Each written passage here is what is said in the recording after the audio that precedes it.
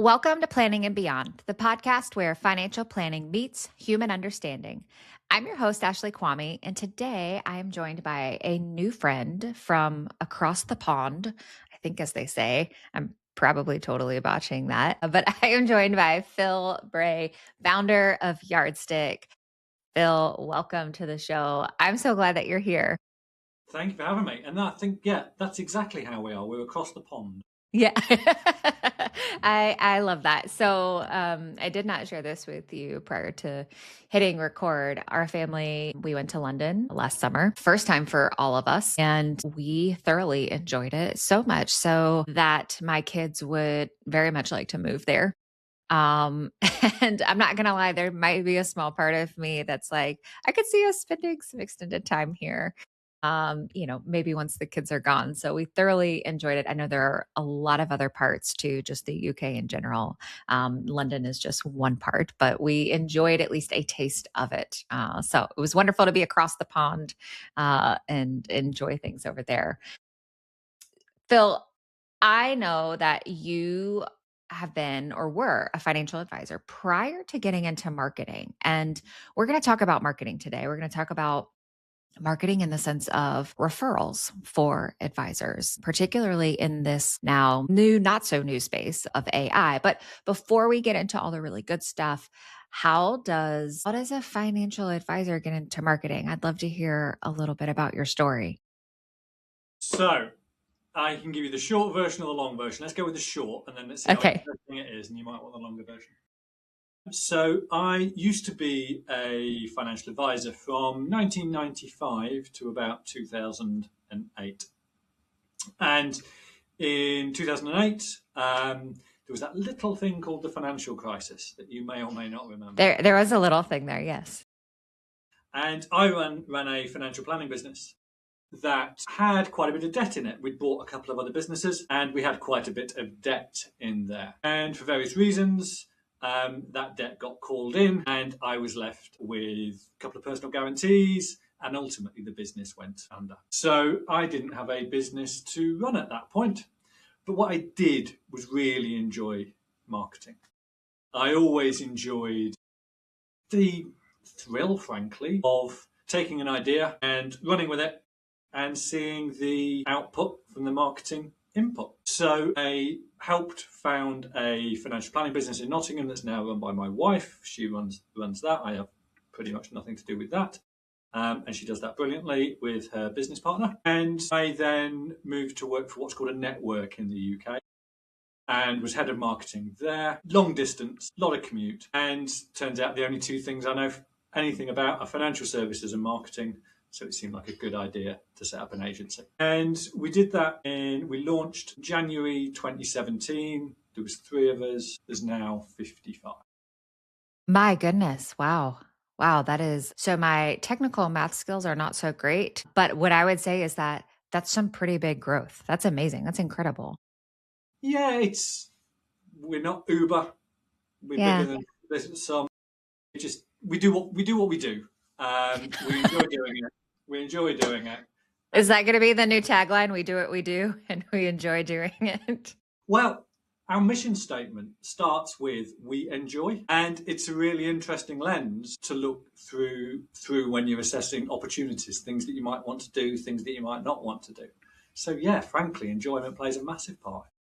Yeah, I love that. What a wonderful journey. I'm sure that didn't always feel wonderful, but just, a wonderful journey from financial services, now, not quite Uber level, but let's be honest, you guys are probably better than Uber. I bet you guys are better than Uber there. So you've seen a lot then, Phil, just in the 30 years between the financial advising landscape and now even to marketing. And I guess I'm just curious, like when we talk about or start thinking about maybe referrals, like how has the referral process, game even, how has that changed from your lens?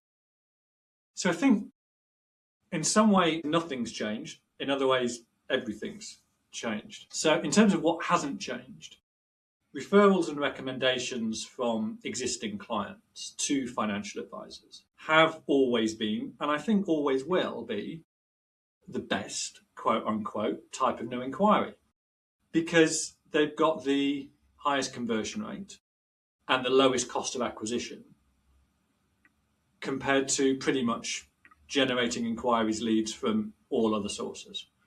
And I think that was true back in 95 when I started, and it's true in 2026. But I think the journey that people take has changed completely. So back in 95, if I was a person seeking retirement advice, I might have asked a couple of friends, a couple of professional connections, my accountant, my solicitor, who they would recommend. I would have a couple of names of planners, a couple of names of their firms, and I'd have just picked up the phone and booked an appointment. The level of due diligence was really, really low. Now, though, sat between me, that same person with two names and two firms' names, sat between me becoming aware of them and taking action, sits Google and a whole host of new AI tools that are at my fingertips. And I can go and search for these people. So if I'm using Google, I will first meet the firm on a Google search results page. I'll start to get to know them as I click around the internet and look at their website. And who knows, I might use AI to validate the decision or validate the referral or the introduction. So I think in many ways, nothing's changed. Still the best type of new inquiry. In other ways, everything's changed. So it makes a lot of sense to me, right? Because, and I think about it just from also a human lens too, right? And that human to human, I'll say just interaction right there around like referrals, like that's, that still exists today. And I think it is I think it's very powerful just in terms of trust and relationships there. I guess I'm curious, like when we think about maybe referrals through, I'll say a behavioral lens. I don't know if that's the best way to frame it, but if we think about it from like a behavioral lens, sometimes there can be like this gap of clients who say they might be happy to refer. And then those who like actually do, it's a very frustrating gap from, kind of what I hear, at least a lot of advisors say. And I'm curious, like now maybe with technology, when we look at referrals, like, how or what would you say there from just an advisor lens in terms of being able to close that gap for clients that are like, yeah, I'd be happy to refer. And, maybe those that actually do, like, are there any differences there? Does technology play a role? Does AI play a role? Or is it more on the advisor? Is that more, do you see like on the advisor playing a stronger role in closing that gap? I think there is absolutely a gap. In fact, I think there's two gaps when it comes to referrals. And you're right to highlight that. I think what you've highlighted there for me, we call the difference between advocates and active advocates. I love that. Say more about that. So an advocate for me is somebody who in principle would recommend their advisor on, but hasn't done it yet. I think an active advocate is somebody who has done it, say, in the last 12 months. It's a subjective term. We can all come up with different definitions of an active advocate. But as I say, an advocate is somebody who has recommended on, or would recommend on, I should say. And an active advocate is somebody who has done it in the last, say, 12 months. And the first gap advisors, planners need to close, in our view, is the gap between the proportion of clients who are active advocates and the proportion of clients who are, should we do that again? Sorry. Yep. We're going to pause here. I'll count us down. 5, 4, 3. So the first gap advisors need to close is the gap between those people who say they would recommend them on, the advocates, and those people who are active advocates. And we've got a bit of data behind this. We help advisors in the UK and overseas run client surveys. And I've never been a big fan of Net Promoter Score. I think there's better ways of finding out whether you are building a business that is recommendable or not. We asked a couple of questions about would you recommend on, have you recommended on? And what those results show when they're aggregated together it's about 96% of clients would recommend their financial advisor on, in principle. So they are the advocates. The level of active advocacy drops to about 50%. So the first gap advisors need to close is that gap between active advocates and those people who in principle would recommend them on. That's the first gap we need to close. And the second gap we need to close is the gap between the proportion of people who are recommended to a financial advisor and those who actually get in touch. Because the majority of people who are recommended to a financial advisor, our research shows, never actually get in touch with them. And there can be all sorts of reasons for that. Life gets in the way. They decide to DIY. They have a relationship with ChatGPT and decide to DIY it. They might go down a different road. So they might have been recommended 2 or 3, did the Googling, did the searching on AI, and decide actually advisor A was better than advisor B or C. Or maybe the need has just dissipated a little bit. But as I say, for me, it's those 2 gaps we need to close. The gap between the proportion of clients who are active advocates, and then the gap between the proportion of people who are recommended to an advisor who actually then subsequently get in touch. So I love this terminology and breaking down even just from a client level, like an advocate and then someone who is active, right? And I think it's fantastic that you have numbers, right? To show for that.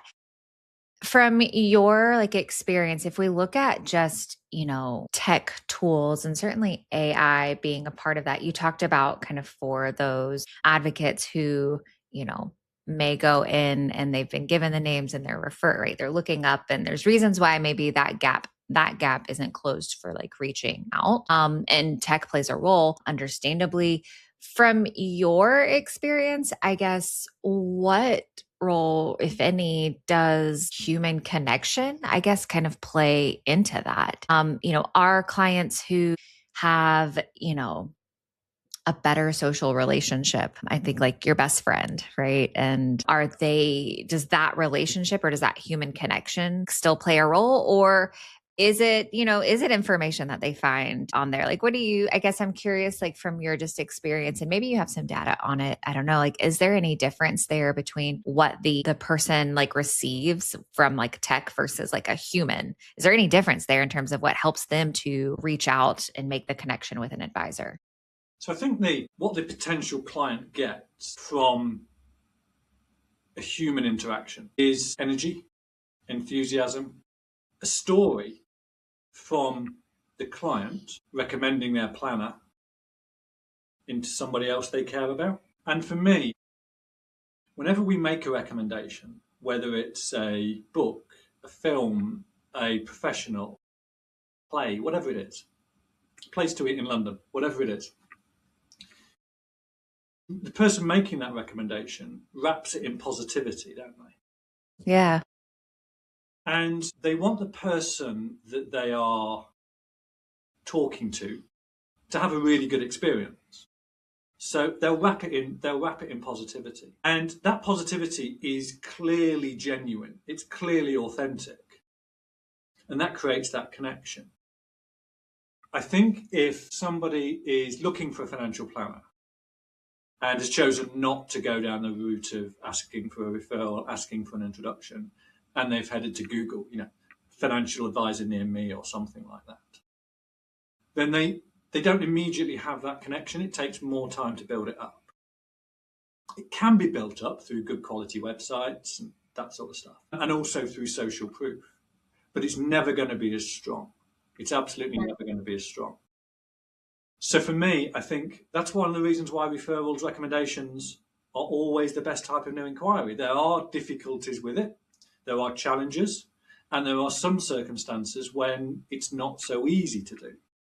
But it's one of the reasons we talk to firms when we're talking to them about their marketing. And once we've fixed the marketing foundations, we will always talk to them about how to maximize that referral opportunity from existing clients before they start investing in other forms of marketing.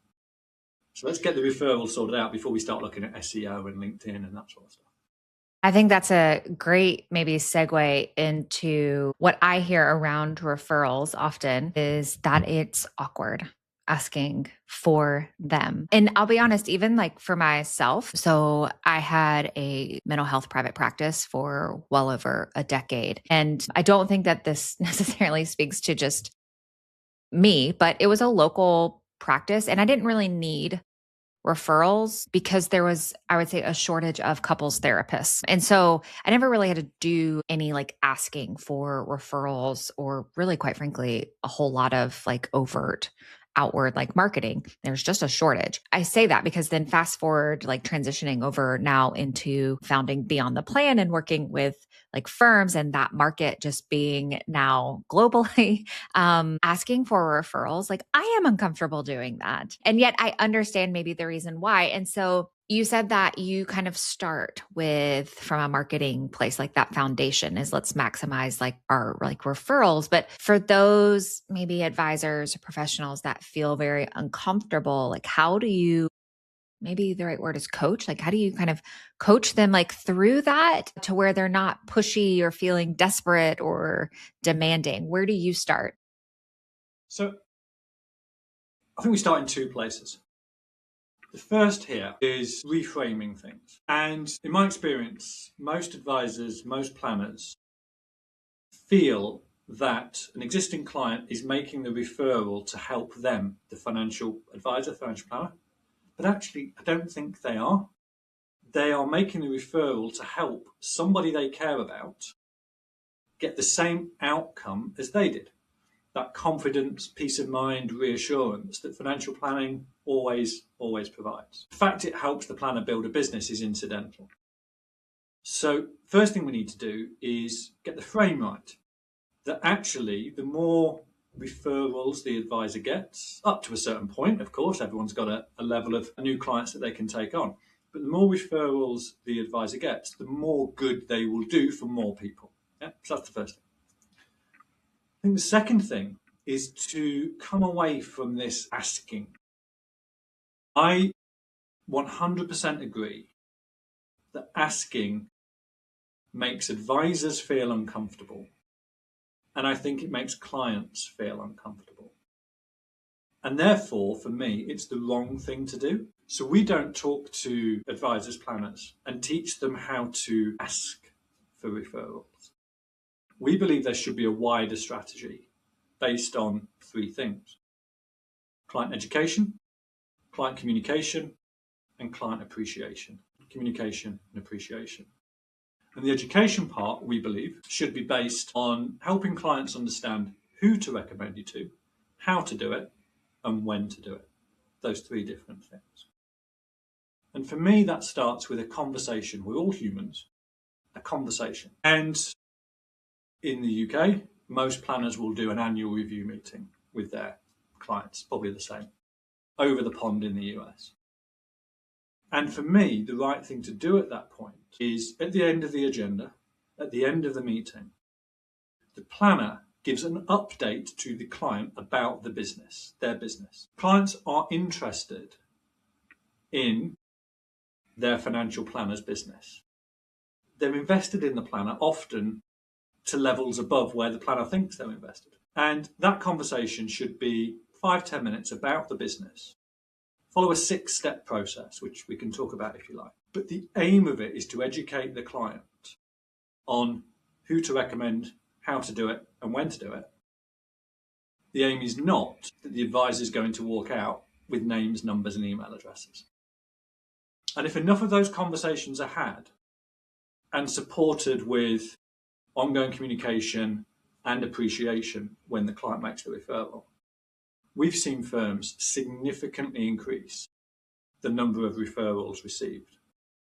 One advisor, we crunched the numbers earlier in January, 144% increase, 25 compared to 2024. And it works, but it takes time to work. It's an exercise in delayed gratification. You've got to have enough conversations with enough clients over a prolonged period of time so that when the opportunity arises, they have the information that they can then use. Think about this so I liked that you used the word framing because, I'll say clinical world, even coaching world, like we talk about how to reframe something. And framing is very important. And I really appreciate you saying that we don't ask, right? But we're going to educate. And I think that matters from a place of safety, and I'll say just psychological safety, because I would imagine then that on the client end, there probably isn't this feeling of obligation, exploitation, all of these things, versus if you're educating me, right, then it's okay. Like now I understand a little bit about how this works. And whether I decide to go out and refer or not, is within my control. You've not asked me to, but you have educated me on how things work. And I still feel safe with you, right? Clients, I would imagine probably, and maybe that's not consciously like going on, but subconsciously I could see where it maintains that level of psychological safety with the advisor done that way. Now, you said a six-step process, something with six and process. Do you mind sharing a little bit about that? Now let's go into that. So our view, and these are views that we hold lightly, we will change with the evidence, but our view is that at the beginning of an annual review meeting, the planner should just say to the client, look, at the end of the meeting, I'd like to give you a bit of an update about the business. Not a problem. We're not selling. We're not retiring. It's all good news, but I'd just like to give you a bit of an update about the business. Is that okay? The client will nod and say yes. And for me, that does two things. The first thing it does is it means that when you get to the end of the meeting and the planner wants to give the business update, the client's not ambushed. They know it's coming. And secondly, the planner said they're going to do it, and therefore they need to hold themselves accountable at the end of the meeting by actually doing it.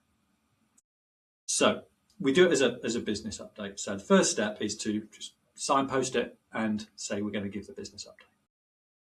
Second step is to tell the client some good news that's going on with the business. We've taken on 2 members of staff. We got shortlisted for an award. We've had X number of reviews on Google, vouched for in the UK, Wealth Tender, US, wherever it may be. Jane has gone on maternity leave, or whatever it is.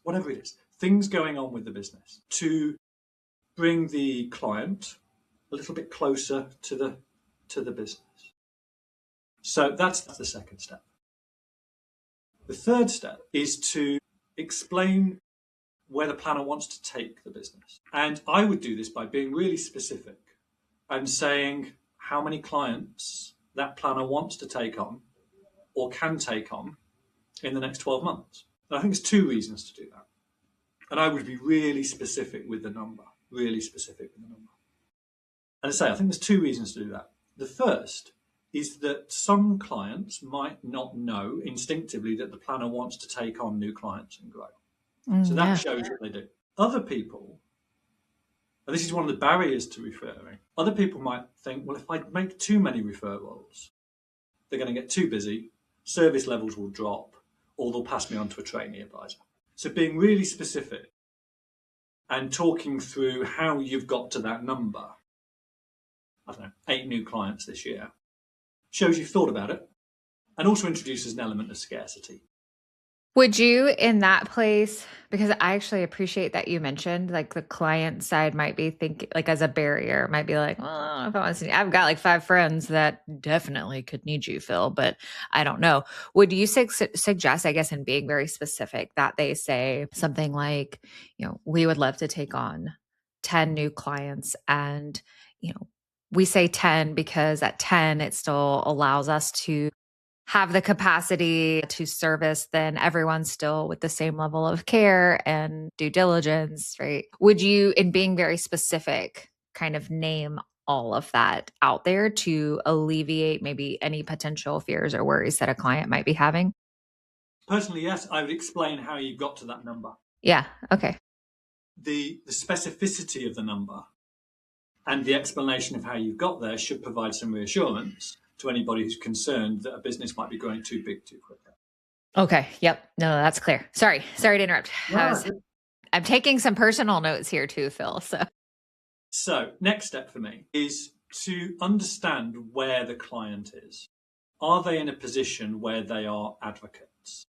Because if they're not, we need to have a different conversation. So, if the firm has done a client survey within the past 12 months, they could refer back to that. If they haven't, then I would ask a couple of no-orientated questions. Big fan of a no-orientated question. I've got Chris Voss's book over there behind me. He's a master at that sort of stuff. And something along the lines of to check whether they would be happy to recommend, are there any impediments to recommending, etc. And if at that point the client starts saying, yes, there's no way I'm going to recommend, I'm not happy about this, this, this, and this, you're going to take the off-ramp and have a completely different conversation, but still an incredibly useful conversation. So assuming they say, no, can't see any reason why I wouldn't recommend you, we can move on to the next step. Then the next step, the penultimate step, is really important for me. And this is where you're explaining to clients who, in an ideal world, you would be like to be recommended to. And if planners get this right, it massively increases the quality of referrals they receive and massively decreases the number of difficult conversations they need to have with somebody who has been referred but is not an ideal fit and they can't become. So here, I would be sketching out almost little detailed client personas. These are the types of people. So you're trying to impart that information to your client, and hopefully some maybe even names are going through their head at that point. And then the final and sixth step is educating those clients on how to make the introduction. Now, clearly, the ideal is that the client sends an email, SMS message, WhatsApp message, whatever, to the planner, copying in their friend, family, work member, and joining the two together. That's the ideal. But we need to recognize that some people don't want to do that. So just talk about what they could pass on, some physical form of collateral or something like that. But for me, it's those 6 steps. You gain permission, you give the business updates, you explain where you want to take the business, you check whether they are happy to advocate, happy to refer on, and then you start the education of who to recommend to and how to do it. I think it's a fantastic process. And I, full disclosure, cannot wait to write it down when we get off and do some brainstorming myself. And I think what I like about it most, Phil, is that it just feels, there's an element there of where it just feels very natural and even just very conversational. And maybe even I'm envisioning like myself, like just a way of being like genuine and authentic with and throughout it. And so, thinking about maybe for someone who is uncomfortable, like asking for referrals, knowing like as a business owner, maybe not even a business owner, but knowing like, hey, there's an element of growing my practice, my business where referrals are important. And I need to be doing that. But how do I do it in a way that's doesn't feel icky? I think that this process really answers that. At least for me, it does. So I'm grateful that you shared that. Now, I am curious, just your thoughts around, we kind of talked about earlier, like the person who might be going to search engines and looking up who can they work with as an advisor. AI is really now becoming a search engine in and of itself for finding people. Is there anything that you recommend or encourage advisors to maybe be doing or be aware of to, I don't want to say pop up more in like AI search engines, but I guess I'd love to hear just kind of your thoughts there on things that advisors can be doing as it relates to AI searches. So I think we're moving from a world where advisors were just putting referrals to one side for a second. We're moving to a world where AI is recommending as opposed to Google providing visibility. Because if somebody typed into Google financial advisor near me, it would produce a list, wouldn't it? Maybe some adverts, you've got the business section, and then the blue links. But that's about visibility, and then the human needs to go and do the hard work. Whereas AI does that bit, but then does the hard work of maybe ranking the firms. So that's about making sure that, or trying to improve the chances of AI recommending your firms as opposed to Google about visibility. And I'm aware that if you type something to Google, you might type a traditional search into Google, you might get an AI response as well. Sure. And we've done a lot of work on this over the course of the past maybe 12, 15 months with our clients. And we've seen 6-month rolling average of traffic to financial planner websites from AI up 118% over the last 6 months. Big rise. It's coming from a low base, but it's a big rise. And it doesn't take long to see how those numbers can get really quite interesting. And there's only one direction of travel here. So for me, those advisors who want to be recommended by AI need to focus on doing 2 things. The first is putting source information out on their website and elsewhere on the internet. And source information is designed to provide the information that AI needs to answer humans' questions. So one of the things we're working with our clients on at the moment is adding really detailed FAQs to websites. Really granular questions. Can I see a female planner, for example? Do you charge fixed fees, ad valorem percentage fees? Here in the UK, are you independent? Can you meet face-to-face or online? All those granular questions that somebody might be asking ChatGPT to find the answers to. Other types of source information for me that you would put on the website are things like the type of people you work with. So we know most financial advisors' websites are not very good. And they will talk about savings, pensions, 401ks, investments, that sort of stuff. Very few of them talk about the type of people they work with. So we need to be getting the information on websites about the type of the type of people firms work with. So that's the first thing, getting source information out there. And then the second thing we work with firms on is showcasing expertise indicators. So indicators that a firm or a planner is an expert in working with, insert the type of the client. So what could that be? That could be Google reviews, where in some parts of the US that can be problematic. It could be reviews on other platforms, Trustpilot, reviews.io, Wealth Tender, Vouched For, those sorts of things. It could be client testimonial videos, it could be client survey results, it could be awards, mentions in the press, podcast appearances, that sort of thing. And what we're looking for firms to do is assimilate those indicators of expertise, showcase them on their website, but then showcase them in other places as well. So that when a human goes to AI, recommend 3 financial advisors in, or back to the referral point, I've been recommended to these 3 financial advisors, who is the best fit for me?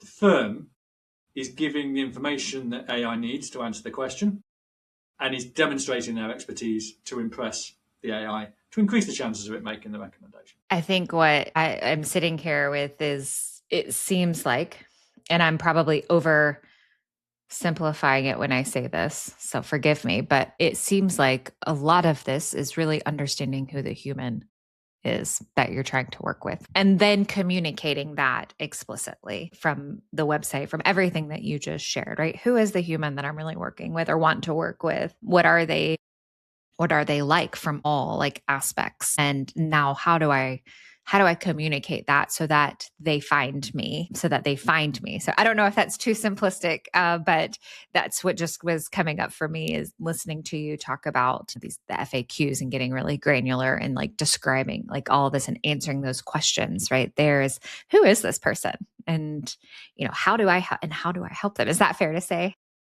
I absolutely think it is. I think it's about understanding what gets them out of bed in the morning, what keeps them awake at night, what's important to them, where do they hang out online, what will they be searching for, what's important to them. So if they're typing a prompt into AI, a 35-year-old accumulator will probably type in something different than their 65-year-old parents who are looking for a planner. So understanding people is just absolutely at the root of this and is at the heart of successful marketing. Well, Phil, I think that last statement there is a wonderful way to work towards wrapping us up. Unfortunately, sadly, but what a great mic drop kind of way for us to kind of wrap up this conversation.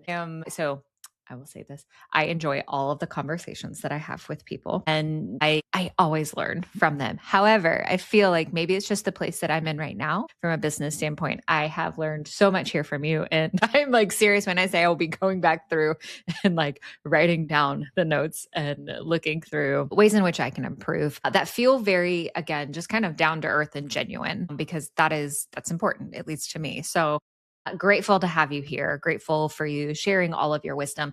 If people want more Phil in their life, where can they find you? Tell us a little bit about how they can reach you. So I think there's three places. We can go to the Yardstick website, theyardstickagency.co.uk. Go and find me on LinkedIn. I spend entirely too much time on LinkedIn, but I do enjoy it. So go and look me up there. And we have a webinar coming up in February about AI and marketing. And you kindly said you put the link in the show notes as well. Yes. Thank you, Phil, for sharing all of that. We'll make sure that we include those links in the show notes. And thank you to all of you for tuning in today and allowing Jim and I into your ear. Phil and... All right, Pete, sorry. Excuse me, I'm with you. Let me redo that, Pete. All right, I'm going to count down to do that outro. All right, 5, 4, 3. And thank you to all of you out there listening today. Thank you for allowing Phil and I into your ears and into our... God dang it. Oh man, I've never had this much difficulty. All right, Pete, my bad, man. All right, count us down again. 5. And thank you to all of you out there for tuning in today, allowing Phil and I into your ears and into your mind, and allowing us to be a part of your week. I'm so grateful for you. If you found this conversation valuable, if it resonated with you, I would love to keep the connection going. Like Phil, I spend entirely too much time on LinkedIn, so you can absolutely go on. You can find me at LinkedIn at Ashley Kwame, where I share weekly insights on the human side of planning. You can also find us on YouTube. We have a YouTube channel at Beyond the Plan Solutions. You can hang out with us there, Meg and I, where we post videos weekly. You can also subscribe to our newsletter. We have a monthly newsletter that goes out, and you can subscribe to that by heading over to www.beyondthefp.com. Make sure, though, most importantly, make sure that you follow the show so that you never miss a future conversation like this one. And as always, my friends, remember, finances don't have feelings, but your clients do. Until next time, keep planning, keep growing, and keep going beyond.